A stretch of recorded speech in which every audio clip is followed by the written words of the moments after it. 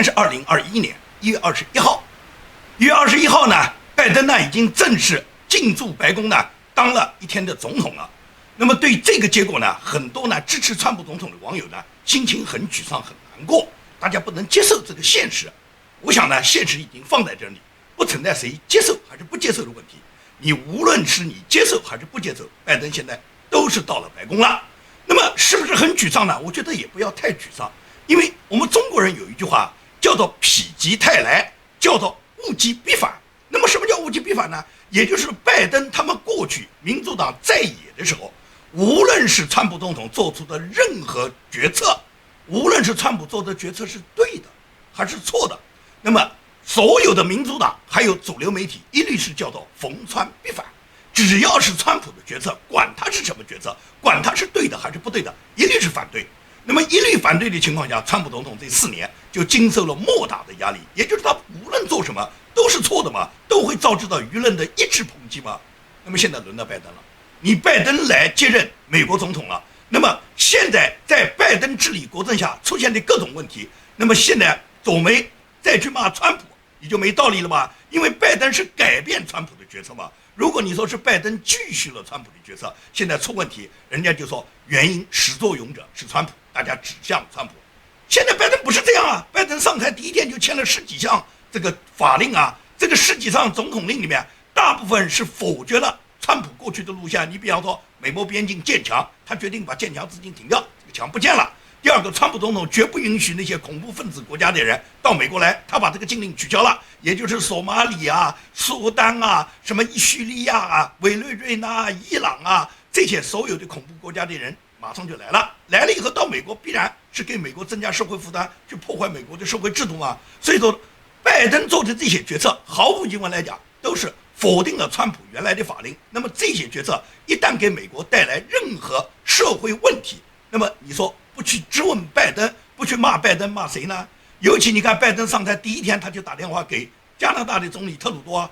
告诉特鲁多停掉了加拿大往美国输送的这个石油管道线，也就是特鲁多本来是靠这个能源在美国是有获得巨大的这个石油利益的，现在拜登第一天上台就把它停掉了。那么停掉就意味着什么？第一，加拿大挣不到钱了；第二个，美国大量靠这条输油管道线能够挣钱的大量的产业工人就得下岗了。这些产业工人下岗没有钱挣，他们没有饭吃的时候，这些人要不要找拜登？所以说你不要认为拜登上台呢，他呢就可以呢不面对这些困难，尤其是安提法嘛。安提法就在这2天炸掉了这个俄勒冈州的波特兰市的民主党总部，把这个民主党总部玻璃全部砸碎，那个视频看到是一片狼藉啊。那么为什么安提法要炸掉这个波特兰的民主党总部呢？是因为民主党说话不算话，因为安提法就认为你拜登现在上台了，过去你在争取你自己竞选之后，我们安提法一直是配合你，你叫我们做什么就是我们做什么，所有的风险都是我们去担的，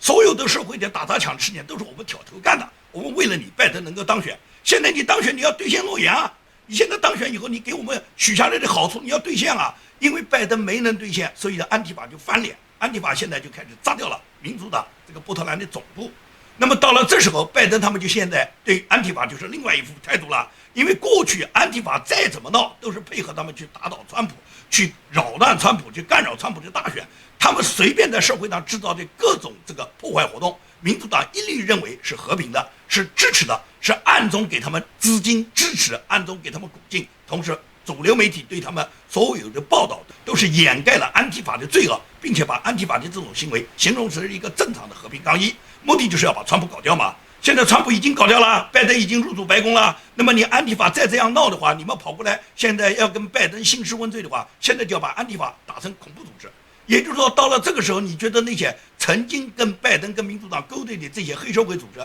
他们能那么轻饶了拜登吗？所以说呢，大家呢不要太沮丧，也就是拜登他们要为他们自己长期以来他们许诺的各种他们的承诺，如果兑现不了的话，他们要付出代价。所以说呢，我们呢现在呢就做一个吃瓜群众。目前来讲的话呢，拜登他刚刚接任，他又废除了川普总统的很多条法令，那么废除这些法令以后，一定会带来全美的一些社会变化。这种社会变化之后，美国人民是会感受到这种变化给他们自己个人，他们个人的生活，他们个人的工作，他们的个人的就业，他们个人的求学，方方面面都会产生巨大的影响。这些影响产生以后，那么毫无疑问来讲，主流媒体已经没办法再去怪到川普头上了。那么这时候主流媒体，你跟拜登你是合作呢，还是跟他对抗呢？你合作的话，你就帮他掩盖；但是你帮他掩盖所有的这些责任，你总要有一个人有一个出气筒去出啊。现在往谁身上去出呢？拜登的民意大家都知道啊，拜登有什么民意啊？拜登他在昨天，他在这个宣誓登基的同时，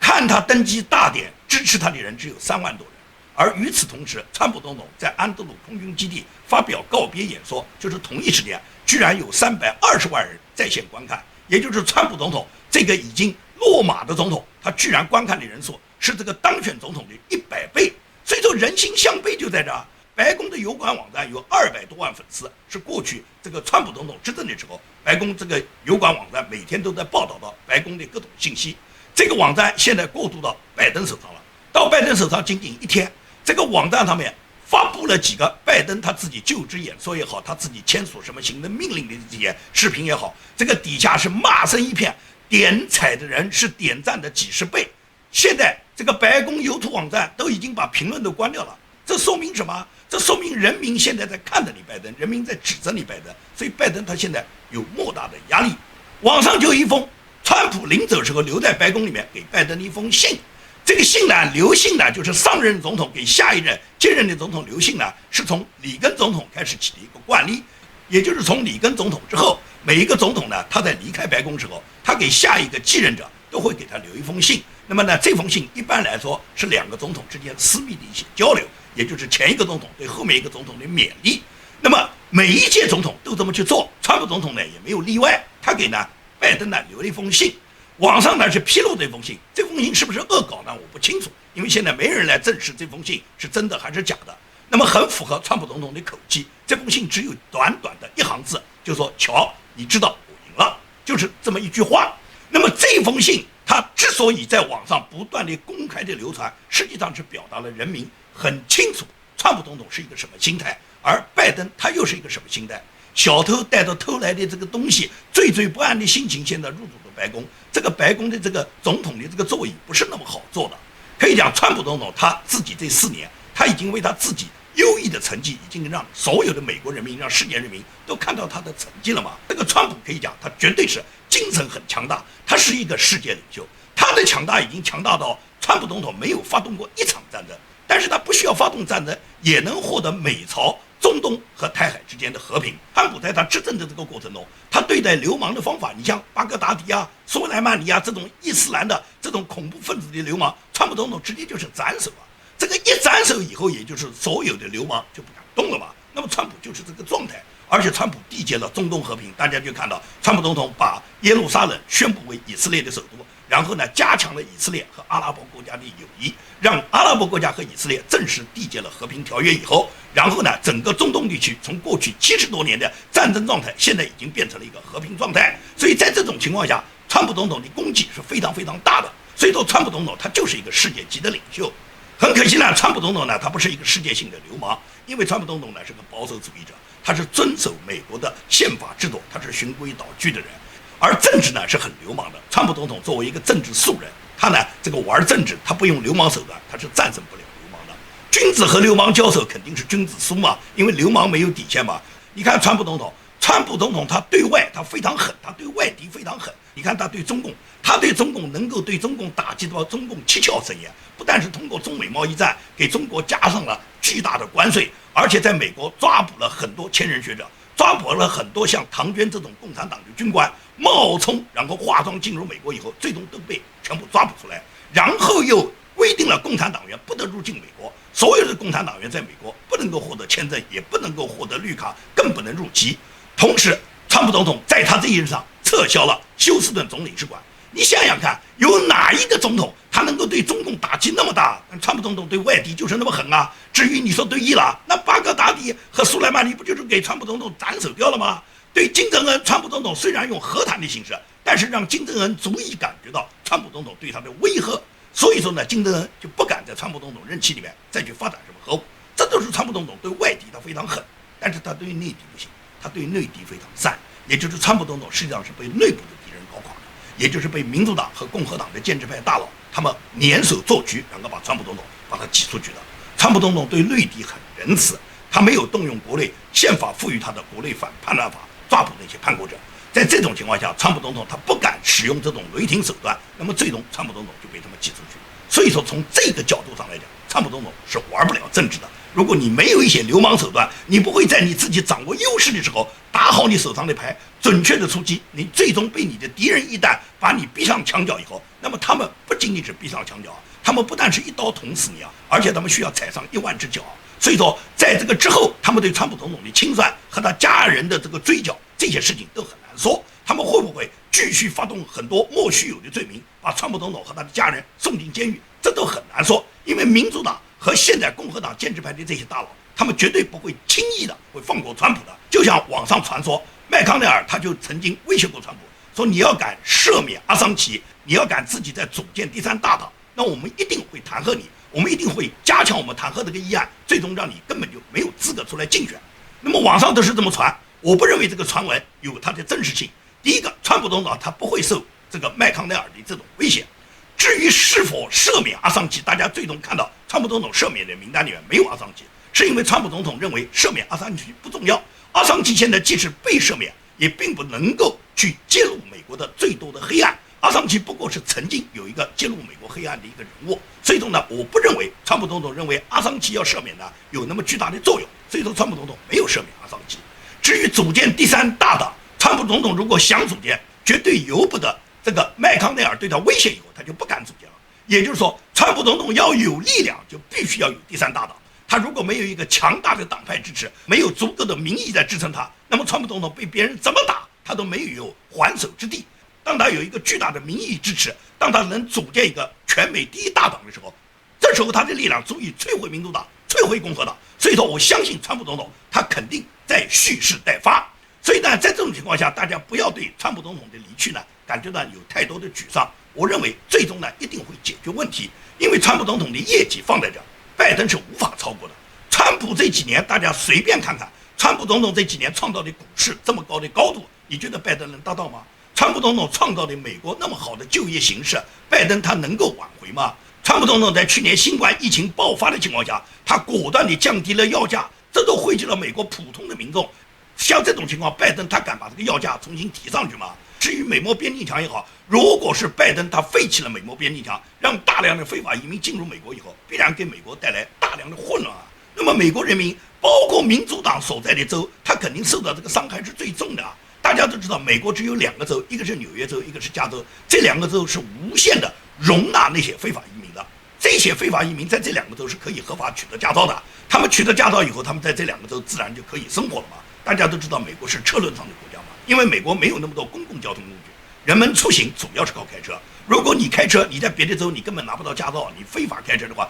被警察抓、被警察罚款，甚至被警察拘留的话，这种风险很大。而加州、纽约州是放开来的，完全允许的，这样也就导致了大量的非法移民肯定是进入加州、进入纽约州更多。而加州、纽约州又是典型的蓝州，也是民主党他们主要的票仓。那么在这种情况下，加州也好，纽约州也好，这些民主党的支持者非常多，但是呢，受伤害的一定是他们。所以说，加州是做不下去的，我建民一定会搬出加州的。在这种情况下，拜登实行的这个政策必然会导致民主党所在的这个民主党的蓝州，他们受到的冲击比共和党的红州受到的冲击要大的。所以说，拜登呢，他会为自己交纳学费的。至于跟伊朗的关系，他一定是回到了当年奥巴马的路线，回到奥巴马的路线，跟伊朗恢复谈判以后，我们就可以看到网上有很多当年奥巴马执政的时候，由于跟伊朗跌软，由于跟伊朗和谈，也就导致了伊朗的军舰经常攻击美军。而且我们看到很多照片，美军大兵被伊朗打得抱头跪在甲板上的这种图片，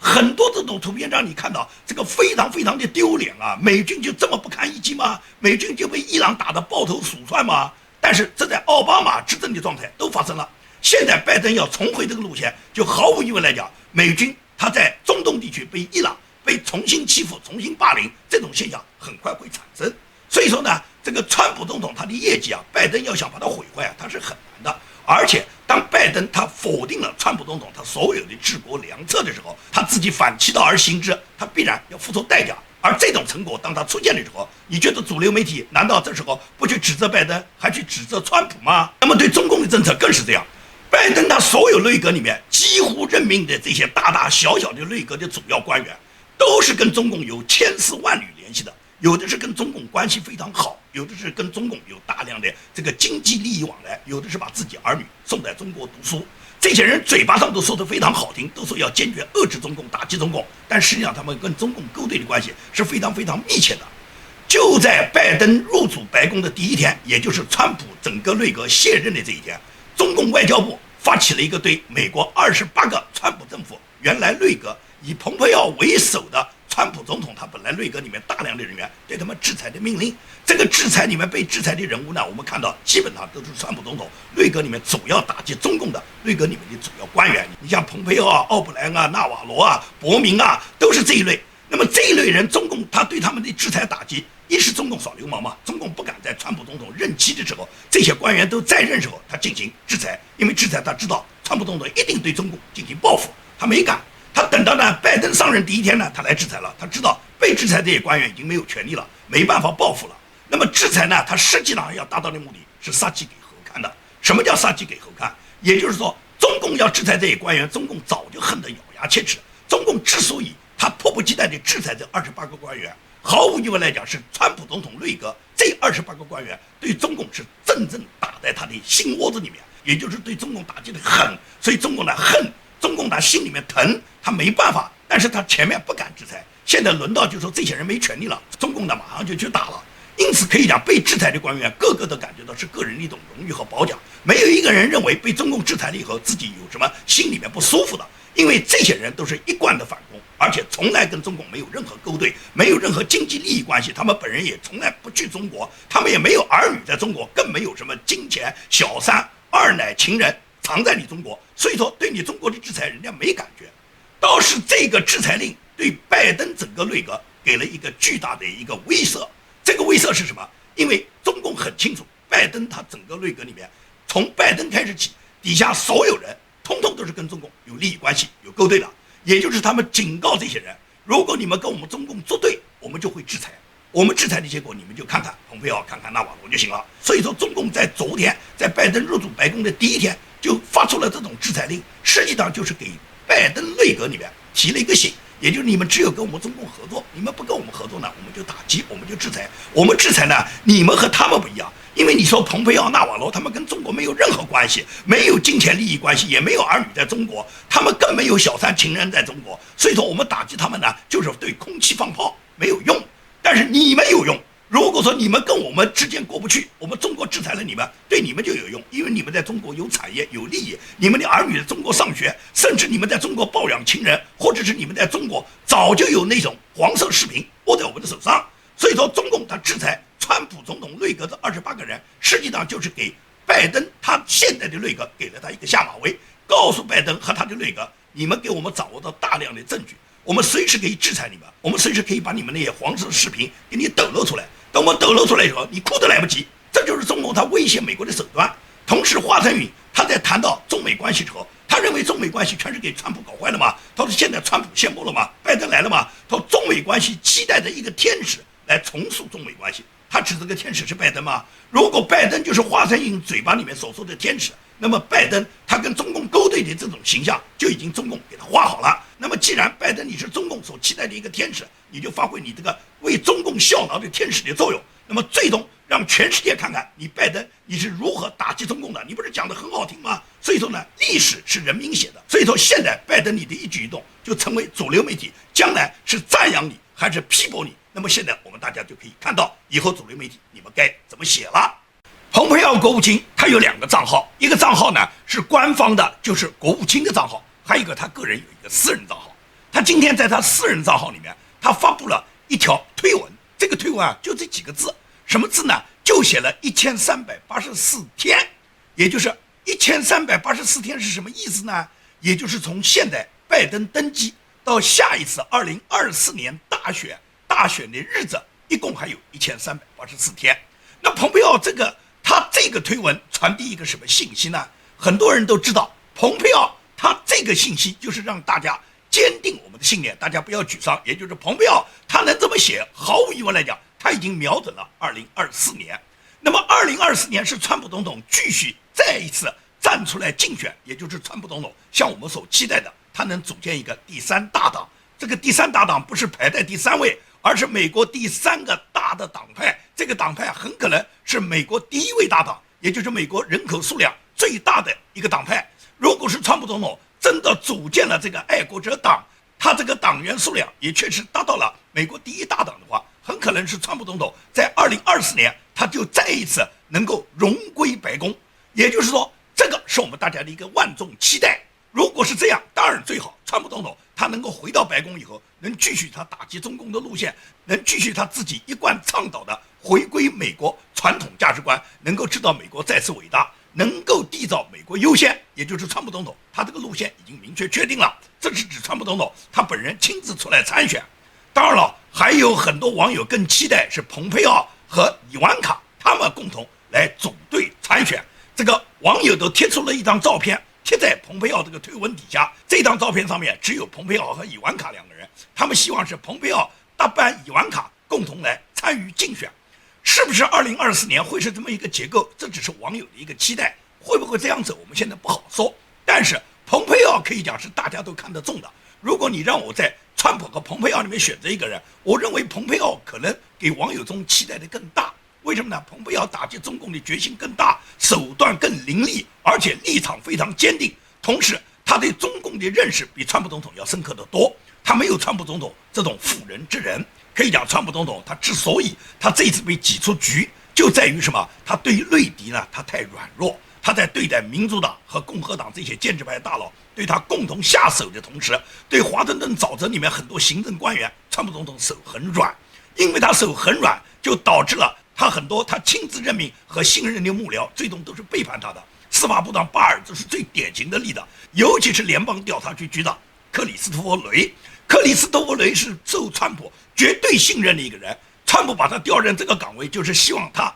能够发挥更大的作用。但是拜登儿子亨特·拜登的这个硬盘门，他在这个克里斯托弗·雷在联邦调查局手上掌握已经有1-2年啊。他们从来没有泄露过，他们一直帮着拜登儿子保密啊，从来没向川普总统汇报过啊，以至于川普总统在乌克兰那个弹劾门上面非常的被动啊。如果有这个证据，那马上就可以反证川普总统是绝对清白的嘛。但是克里斯托弗·雷就是帮了拜登的忙，就是帮了拜登掩盖了他儿子亨特·拜登的这个笔记本电脑门。因为克里斯托弗·雷掩藏有功，因为他对拜登竞选有功，所以说克里斯托弗·雷被拜登留任，拜登继续任命他为联邦调查局局长。所以说这个情况你就可以看到啊，也就是川普总统他在对敌斗争中，他对外敌他打击很有力，但是对内敌他手段很软弱。因此我觉得蓬佩奥如果担任美国新一轮总统，蓬佩奥如果担当大任的话，不仅是可以肃清内敌，更重要是可以把中共一举剿灭。这个不是讲不支持川普啊，蓬佩奥是支持川普总统的路线啊。如果说川普总统他仍然能够在下一轮就是组建了第3大党以后，川普总统他个人出来竞选，那毫无疑问来讲，川普总统的威望是非常高。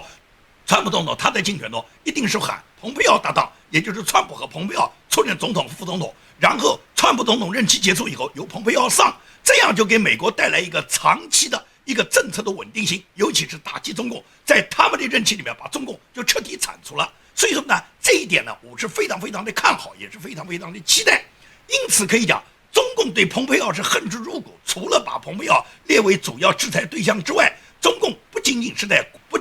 国内的官宣，什么新华网啦、胡锡进啦，他们口诛笔伐，一直把蓬佩奥定为人类公敌。包括他们在美国收买的所有的这个美国的媒体，像《纽约时报》，《纽约时报》就是率先抹黑蓬佩奥嘛。美国的很多新闻媒体现在都在抹黑蓬佩奥，说他是历史上最差的国务卿。但是对于这种对蓬佩奥和他家族的抹黑，蓬佩奥的儿子他就专门发了这么推文，他发的推文就说，从来没有像今天这样为他的父亲感到过那么大的骄傲。所以说蓬佩奥他能培养出这样的儿子，你就知道蓬佩奥他的家教是跟川普总统是一样的。川普总统之所以能得到那么多人对他的尊敬，跟川普总统他培养出他一大堆优秀的儿女是绝对有关的。那么蓬佩奥他有那么优秀的儿子，也就证明蓬佩奥的家教也是非常好的。所以说在这种情况下，我们大家坚定信心，不要认为这一轮的大选被拜登窃取政权以后，美国就彻底完蛋了。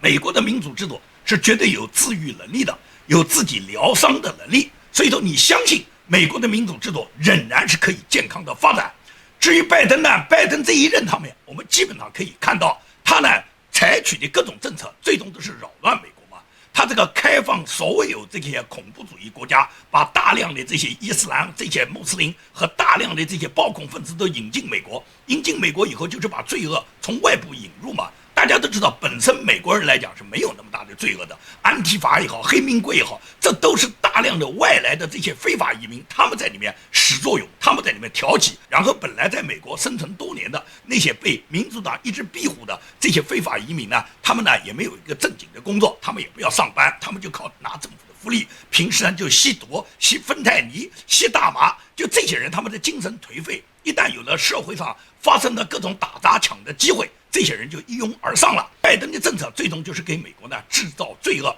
这种制造罪恶，也就是让美国它继续扩大它的黑名贵和安提法的运动。这种安提法运动的最终的扩大，也就导致了外来的这些暴恐分子的引入，以及现在这1100万大量的非法移民，用国家的福利来养这些非法移民，那么最终也就是导致了法律呢，它已经行使不了它法律的力量了。大家可以看到，安提法和黑名贵猖獗的时候，基本上法院和警察局都是束手无策的啊，任由他们自己打砸抢烧啊，所以说很少有罪犯得到应有的惩罚。那么在没有得到惩罚的情况下，这些罪犯他们就赶在这个民主党控制的这几个主要的蓝州，主要就是纽约州和加州啊，他们就为所欲为嘛，$950以下偷抢都不起诉嘛，所以说他们就要偷就要抢。而且呢，加州很多法律都非常非常的无耻。加州有一个法律是规定啊，16岁以下的女孩，如果是强奸她的那个男孩跟她之间的年龄在10岁以内，就不算强奸啊。这就是加州的法律啊。你很多法律你不敢相信啊，但是加州就有这样的法律。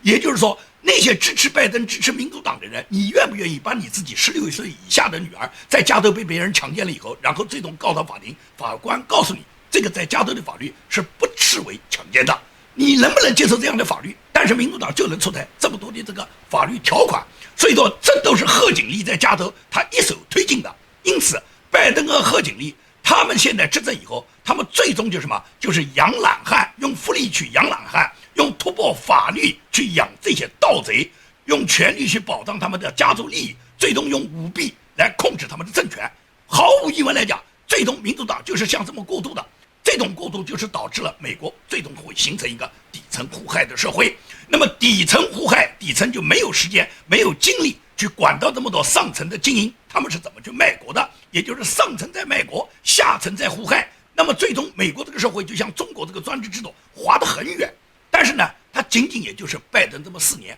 我相信美国人民不会容忍的，美国的民主制度也不会容忍美国它就这么腐烂堕落下去。一定呢是有自愈的能力，美国人民最终也一定会用行动、用枪支来捍卫他们的自由。所以大家不要沮丧。我觉得现在虽然拜登已经入主了白宫，但是我觉得美国的民主制度它强大旺盛的生命力一定会战胜邪恶。也就是我们仰望未来，川普总统、蓬佩奥都会给我们带来新的希望。好，今天的节目就跟大家做到这里，谢谢大家。